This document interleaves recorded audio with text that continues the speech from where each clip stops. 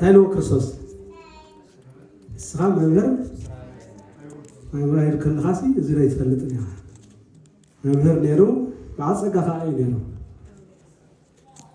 መምህር እስራኤል ፈሪሳዊ ዓለቃ አይሁድ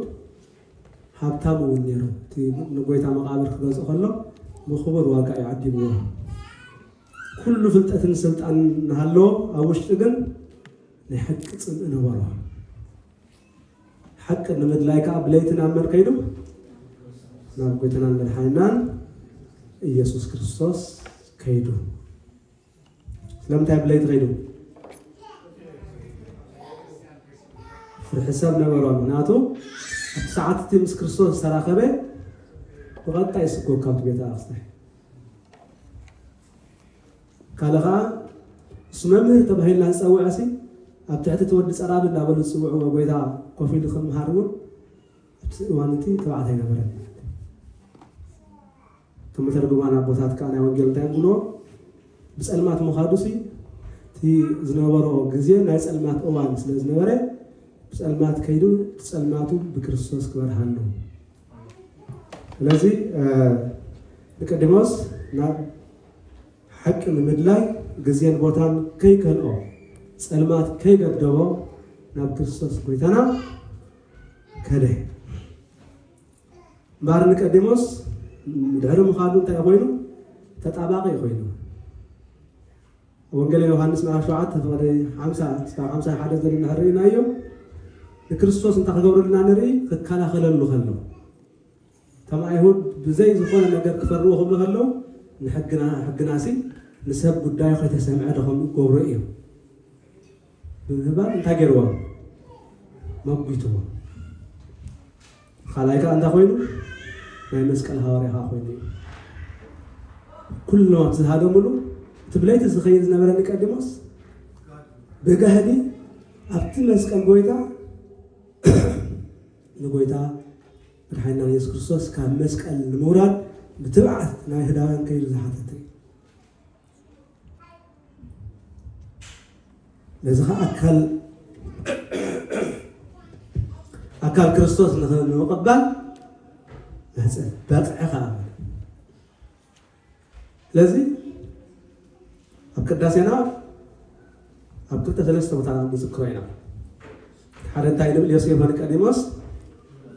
ገነዝብዎ ለኢየሱስ ብፍላይ ኣብዚ ናይ ትንሳኤ ግዜ ሃሌሉያ ዮሴፍ ወኒቆዲሞስ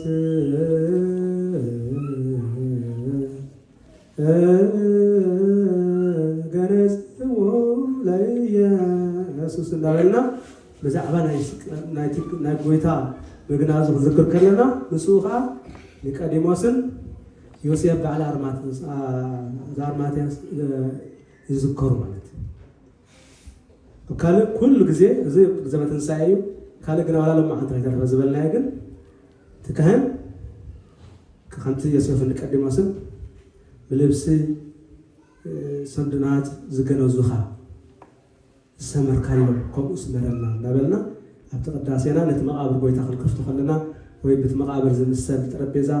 ነቲ ቅዱስ ክቡር ዶምን ክንድስስ ከለና ኩሉ ሰዓት ኒቆዲሞስ ንዝከር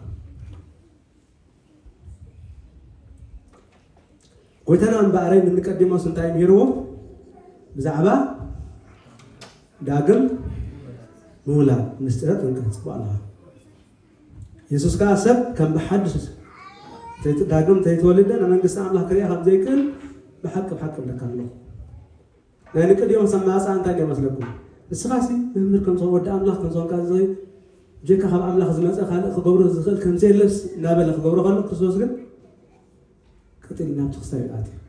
ሰብ ካብ ማይን ካብ መንፈስ ቅዱስ ዘይተወልደ ናብ መንግስቲ ኣምላኽ ካኣቲ ከም ዘይክእል ብሓቂ እብለካ ኣለኹ ምስጢረ ጥምቀት ገለፀሉ ስለዚ መንግስቲ ኣምላኽ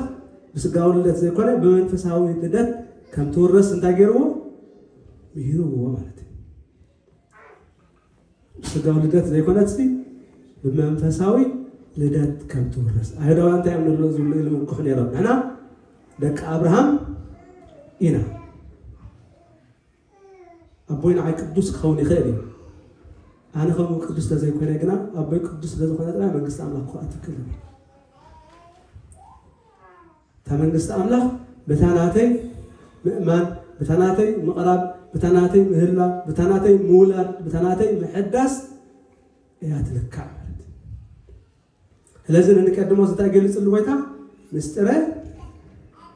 تنكت كمان فسك دوسن مولا نقدمه شو قريم وين وا كميل خون دسي سبسمس أرجس تاج ما يجزولن هكرس ديوز أتو كميل خون زي تخاص غزولن سجاي تخمن فس زولن كان داي منفسي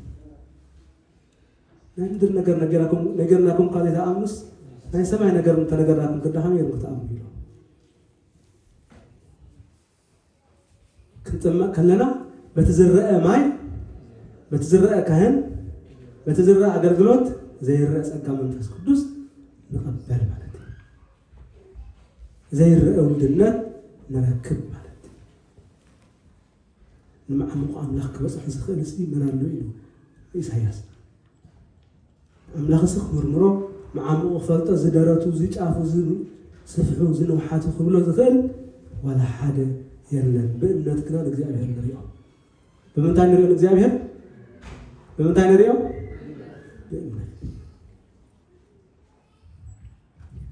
هذه تدلي حق نقدموس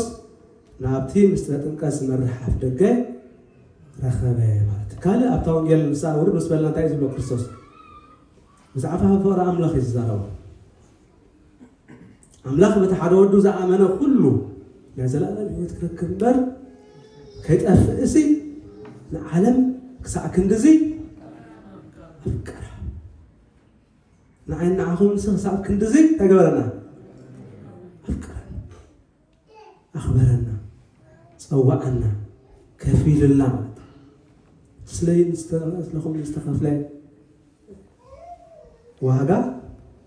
ዋጋ ደሜ ወርቅን ብሩርን አይኮንም ክቡር ግራውንቲ ይኮናል ክቡር ነገር አይኮን ታዲያ ዋጋ ደም ክርስቶስ መስቀል ክርስቶስ ንሱ ኣብ መስቀል ተሸንኪሩ ንሕና ኸኣ ኣርዑት ሓጢኣትና ተደሪብና ንሱ ኣኽሊል እሾኽ ተቐቢሉ ንሕና ኸኣ ኣኽሊል ጽድቂ ተላቢስና ንሱ ሓጥእ ተባሂሉ نحن خلنا بقدسنا تسوعنا نعو أواري دمو نحن خلنا تجرنا أخبرنا مريسنا لذي أملاك كسب كندوزين تجبرنا علم ريوتي أباين أباهم أملاك أباين أباهم زلوا فقري زلوا حليوت زلوا تقدسنت زلوا مواسي زلوا من كبخا حد ودو بملأخسي سليخو من كساب كندسين علم تقبرا لذي فقر أملاخ مسرت نحن نحنا بزغبرنا يقبر صدق زي كوناسي نسو بزفقرنا مطلينا نا منغست تسوينا نزي سيان دايلو صدقناس كم صدق مرغم وانا اتزغبروا تغبروس زي دم ክርስቶስ መድኃኒት ስለዘረኸቡ ናብ ገነት ተመለስ አፍደከ ክረኸቡ አይከአለም ነይሮም መንዳኽ መጽ ነይርዎ ጎይታናን መድኃኒና ኢየሱስ ክርስቶስ أبتنا مجرش هذا تونجل يوحنس مرة سلسلة خاب حدا كسب إسلام حدا النبي بالا معتين مجرش هذا نبلا تيزبله برهان ناب على مسألة سبعتنا قبرهم كفوس لزخانة كبرهان سلمان فتو كبرهان تاي فتو تخفوز قبر تايلو سلمان تقول لي نتس قبرو متى تيجلس تحك زقبر تسرق زقبر قنا ببرهان يو يمس لذي ببرهان تملالس وزلان ببرهان كان بمعالتي ببرهان تملالس كم بمعلتي ببرهان تملالسوا سخاتكم برهان علم يخون ما تسمع فهم مش تزلوا سخاتكم تايهم برهان أبي أطمت الوا البريق أبلع علي تقلص يعني كل متاك تبرهان أبا عمي وطال بيتكاخته إحنا خا برهان نخ كلص تبرهانتي كاب كريستوس وصلنا إلى برهان داي لنا كريستوس أنا برهان عالمي السو برهان عالم سلازغالي إحنا خا برهان كنا كنبره كريستوس كنا ليخنا ስለዚህ ካብ ጸልማት ኃጢአት ወጽና ናብ ብርሃን ጽድቅ ክንወጽእ ተሰዋዕት ማለት ካብ ጸልማት ኃጢአት ወጽና ናብ እንዳንወጽእ ናብ ብርሃን ጽድቅ ናብ ክርስቶስ ኮይታና ናብ ተጽዋዕና ናብ ተአኽሊልና ናብ መንግስቱ ናብ ተሕቁፉ ናብ ተጽላሉ ናብ መንግስቱ ንዓና ሰዳለወ መንግስቲ ታናና ተዳሉት መንግስቲ ብርሃን መንግስቲ ሰላም መንግስቲ ናዕረፍቲያ መንግስቲ ናይ ዕልልታን ሓጎስን ነዚኣ ዝኣትዋ ነዚኣ ዝኸድዋ ነዚኣ ዝቋደስዋ በብርሃን ክርስቶስ ዝመላለሱ ለዚ ኣነ ንስኻትኩም ኣብ ብርሃን ክርስቶስ ክንመላለስ ባረይ ንቀዲሞስ በመድላይ ጥራይ ዘይብቃዕ እንታይ ገይሩ ኣብ መስቀል ንሓቂ ብትብዓት ከም ዝወፀ ንሕና ከዓ ሎሚ ንሓቂ ኣብ ቅርዓት ክንወፀልና እዩ ፅሑፍ እንታይ ኢልና ሓቂ ሓራ ተውፅኣኩም ሓቂ እንታይ ትገብረኩም እያ እንታይ ትገብር እያ ሓቂ መን እዩ ክርስቶስ እዩ أبواتنا أنت يوم مسلكم باتر حكي تغطى نبري هاتو تمثلات زفلتوا يوم حساون قربتن تايقلون لحدره رزق النيروسي ده فخص خير ما تحكى نوز أتوسع مالتي لازم نحكي أقلقلتي نحكي كريستيانات نحكي أمنتي ናይ ሓቂ ኦርቶዶክሳውያን ናይ ሓቂ ሰዓብቲ ናይ ሓቂ ጸወምቲ ናይ ሓቂ ቀደስቲ ናይ ሓቂ ዘመርቲ ናይ ሓቂ ቆረብቲ ናይ ሓቂ ተነሳሕቲ ናይ ሓቂ ኣገልገልቲ ክንከውን ክርስቶስ ጸውዕና ናይ ሓቂ መን እዩ ክርስቶስ ለዚ ከዓ ንሓቂ ንሕና ከዓ ንሓቂና ተጸውዕና نقدموا ستي حقنا دلاي ባህሪያቱም እንታይ ነሩ ትሑት ነሩ ኢየሱስ እንታይ ለው መምህር እሱ በዓል መምህር ከሎ በዕድመውን በትናይ ስጋ ዕድመ ንሕረናይ ነው ስጋ ዓብ ነሩ መምህር ይሉ ጀመሩ ረቢ መምህር ተህትሉ መጽ ተታሕትና ዲኻ ናብ ክብር ጽሓቶ ማለት ካላይ እንታይ ነሩ ወይ ትጋት ብለይቲ ሰባት ደቂሶም ከለው ሰባት ድቃስ እንሃረፉ ሰባት ቀትሪ ደኺሙ ከዓርፈሉ ዝግብኦ ሰዓት ብለይቲ ናብ ገስኪሱ ክርስቶስ ትግሓት ነይርዎም ሳልሳይ ከዓ ተግባር እቲ ዝኣመነሉ እንታይ ገይሩ ብግብሪ ፈፂምዎ ካባይን ካባኻትኩም እንትድለ ዘለኻ እምበር እዚኣ እያ بزي تحتنا زقبل أقلقلت بزي رب ربح مالتي كنتي تقهات زي بلو إمنا كنتي انتهي زمان هيدتي أمزح على فدي أكون بهر نازل مثلا خافتم سلسته سالسايسي أتحكاي أقلقالي تبعي تازتو هبتو نا أقلقلت ولا حنتو كاتكون بر فان كنت أجر واي عيتو أبي رواي عيتجن عيتو سلازق أبرا إنه إن كات أصحابك إنه تحكي كالكالي أحد قوة تزلوا تبعي فزبي تزلوا تقول أحد قوة እግዚአብሔር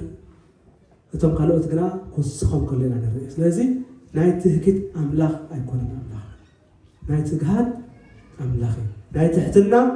ኣምላኽ ናይ ተግባር ኣምላኽ ግብሩ ኣብ መስቀል ዘርአየና ስለዚ ብትሕትና ብትግሃት ብተግባር ክንስዕቦ እዩ ክርስቶስ ሎሚ ንዓይና ኣትኩም ዝዘና ዘሎ በዚ ናይ ኒቆዲሞስ ኢላ ቤተክርስትያን ኣቦታት ዘርዕዎ ነዚ መዓልቲ እዚ ካብቲ ኒቆዲሞስ ዝበሃል እቲ ኣብኡ ተፃሕፈ ኣቶም ቅዱሳት ፅሑፋት ተፃሒፉ ዘሎ ንዓና ንምንታይ ንትምህርትናን ንተግሳፅናን ንድሕነትናን ዝክርዎ ኣብቲ ሉቃስ ወንጌል ዘሎ ብዛዕባ እቲ ሃብታም ኣልዓዛርን ነውየን ክልቲኦም ሞቱ ኢሉ እቲ ኣብ ሕቑ ኣብርሃም ምስ ከደ እቲ ሓደ ናበይ ከይዱ ኣብ ሲኦል ከይዱ ኣብኡ ኮይኑ እንታይ ይጥምት ነይሩ ኣብኡ ኮይኑ ንኣልዓዛር ይሪኦ ነይሩ በቃ ብጀኻ ኣባ ጎረረይ ከተክሰለይስ ካብ ፃብዕቱ ኢሉ ልምኖ ነይሩ ንነብሳ ኣይከውነኒ ጋብያን መንጎይን መንጎሃን ዘለጋብ ከረኸበኩም ኣይክእለኒ እሞ በልና ኣሕዋተይ ክትንገሮም እዩ ኣሕዋትካስ ቅዱሳት ፅሑፋት ኣለውዎ እሞ ንዕኦም ይስምዑ ስዳ ኣነ ሰምዑ ነይረ ግን መንዖም እንተዘይገበሩስ ካብ ዝምኸደ እውን ኣይኣምንዎን እዮም እቲ ቅዱሳት ፅሑፋት ንዓና ገዲፍልና ተዋሂብና ዘሎ ኣቦታትና ገዲፎምልና ዘሎ ኣዳልዮምልና ዘሎ እንታይ ክንገብረሉ እዩ ክንድሕነሉ እዩ ክንእረመሉ እዩ ክንመሃረሉ እዩ ክንፀድቀሉ እዩ ክንቀርበሉ እዩ መስትያት ከምቲ መስትያታት ነፍሲ ወከፍሲ ዳርጋ 99 ምናልባት 100 ተይለስ ክሳይ ትኸውን ኣብ ዘለና መስትያት ርኢና ንስና ንግሆ ሓቀይ መስትያት ከይርአ ዝመፀሎ ምናልባት ሓደ ክልተ እንዳ እዩ ብፍላይ ሎሚ ሲ ኣብቲ ዓድና እኳ ትኾንስ ብደገ ገታስ መስትያት ኣብቲ ቀደመና ስለ ዘሎስ ከይርአየ ዝወፅእ የለን እንታይ ከይህሉ እዩ ዝኾነ ብዝግገፅ ንኸይህሉ ሓቀይ ኣብቲ ዘይንሪኦ ቦታ ሲ ዝኾነ ነገር ከይህሉ መስትያት ናይ ህይወትና እንታይ እዩ ቅዱሳን ፅሑፋት እዩ መፅሓፍ ቅዱስ እዩ ትምህርቲ ቤተ ክርስቲያን እዩ ቃል እግዚኣብሔር እዩ ብቃል እግዚኣብሔር ኣቢልና ነብሰይ በዲልክ ደለኺ ነብሰይ ሓጢኣት ደገርክለኺ ነብሰይ ወዲቅ ደለኺ ነብሰይ ሓዲምክ ደለኺ ነብሰይ ርክብክ ምስ እግዚኣብሔር ተበቲኹ ዘሎ ኢልና ንሓታ እንሪኣ እንፍትሻ ብምንታይና ብቃል እግዚኣብሔር ስለዚ ንቃል እግዚኣብሔር ክንተክእ ክነንብቦ ከለና ከዓ ብትሕትና ክኸውን ክርስቶስ ጎይታና ትሕትና ይምሂርና ኣበይ ተወሊዱ ጎይታ ቤተልሔም ኣብቲ መብላዕ ከብቲ ኣብ እንዳ ዝኾነ ክቡር ገዛ ክውለድ ይኽእል ነይሩ ወላ ብኣየር እኳ መላእኽቲ ክቕበልዎ ክእሉ ግን ንሱ ኣበይ ተወሊዱ ኣብቲ ፅዩ ጨና ዘሎ ቁርና ሰሓይታን ዘሎ ሉቃስ ወንጌላዊ እንታይ ኢሉ ብጭርቕቲ ጠቕለለቱ እዩ ኣብ መብልዒ ማላ ለቀሰቶ በጭርቕቲ ከዓ ጠቕለለቱ ድሓር ኣብ ዕለተ ሓሙስ ከዓ እንታይ ገይሩ ጎይታ እንታይ ገይሩ ማኣዲ ሰሪዕ ካልእ ኸ እግሪ ሓፂቡ ስለዚ ንሃዋርያት ንሱ ልዕል ከሎ ንሱ መምህር ከሎ ንሱ ፈጣሪ ከሎ ንሱ ተስኣል ኣዛር ኢሉ ካብ መቃብር ተተስእ ጎይታሲ ድንን ኢሉ እጋር ሃዋርያት ክሓፅብ ረይቦት ትሕትና ክቡር ክንሱስ ነቶም ጡፍ ዝብልሉ ዝነበሩስ ከም ሕጉስ ብትዕግስቲ ክሪኦም ከሎ ከመይ ዝበለ ትሕትና ርኢ ጎይታና ሎሚ ግን ከምዚኣ ተሪእኒ ከማን ኣነ ንክዕገሶ ብጣዕሚ ሽጋር እዩ ኖን ተዛሪብኒ ካብ ቃሉሲ ብኣራእዩ እኳ ከይተረፈ ምዕጋሰ ሽግርና ዘሎ እዚኣ ክርስትና ዶ ይመስለኩም እዚኣ ክርስትና እያ እዚኣ ክርስትና ማለት እዩ ክንትሕት ይደልየና ክርስቶስ ክንትሕት ይፀውዐና ትሕት ክትበሉ ልዕል ከብለኩም እዩ ወለድና ክብረት ትሕትና ንኽብረት ትቐድማ እዩ ንፅሑ لازم تحت كلنا إنها نخبر كنت أجي خلنا تبرخت تخافلت نخون كنوت كناري خلنا بتجبار كأني ساعتكم تأخذ لنا شو مدري إيهم هذه الناس فصاعة خلنا نوقع بتاعتهم إنسان سرعينا شو قبل تبي كلها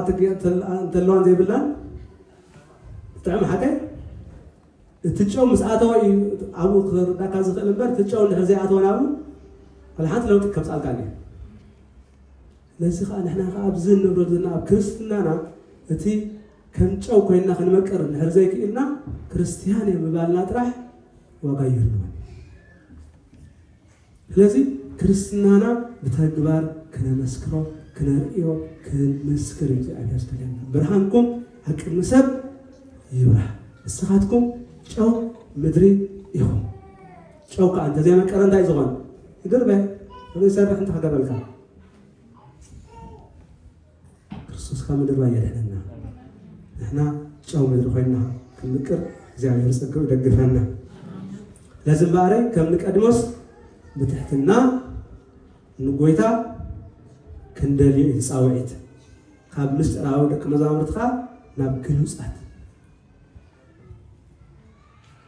بأمنتنا نخرع بكريستنا نحبن بكريستنا سنخلقت مرأية نجبره نحب الله زي كونسي نخرع له من النت كخواني زي عياز دللي تبي تنكسر طبعا أي حد شيء وتكا بنسحة تهجره كنا حدثه بنسحة كنا حدثه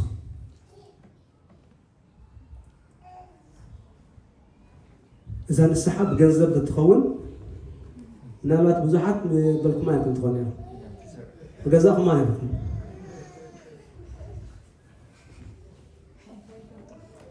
هاي قربني أنا ماسي أشحت نتفانا نخالد نجز قال نجبرس بتناس أزفنت السحاب حسابها خلنا ما أرخن ده ديالوس قاري النالوسي رأيوه نخالد نجر كندي وقال خفر جنزبنا قلبتنا جزينا كل هو نفسنا نمحتاس نمحساب نقرأ حانت سكن دكوا كان هو زين بكس كابزي كان وصل يسكب نفسنا قيد حسبت كاس أملاك كثير خلنا كيس أريد كاس جامع كثير خلنا كي نسهد مس كريستوس حبرت كهلواي خلنا سلمات مسبرهان تايبلون حبرت يبلون زنصحنا مني بعلنا هنا زنصحنا مني كريستوسي إن خنصحنا نصف قد يبناي حراي زبلبي حراي لخن إزازو حراي لخن صعبو حراي لخن قربو حراي لخن مسو أبوينا أبغرو أبتحتيو خندفة نصف عليك أنت مسألة نبارك أنت مسألة نسه أنت مسألة نحسب أنت زي مسألة خانة كم أين نخيل لذي صوعت تحتنا صوعت مسكار نت كام جلاس مالتيو صوعت نستحيمه زي أبيهر نايقال زي كونه نايتا غبار امنت خنكون سكمو رديت خبسينا سكو خبسحنا قدس فاديون سبحان لله سمعهم يتكبروا صلاه እግዚአብሔር ጸሎት ይስማعهم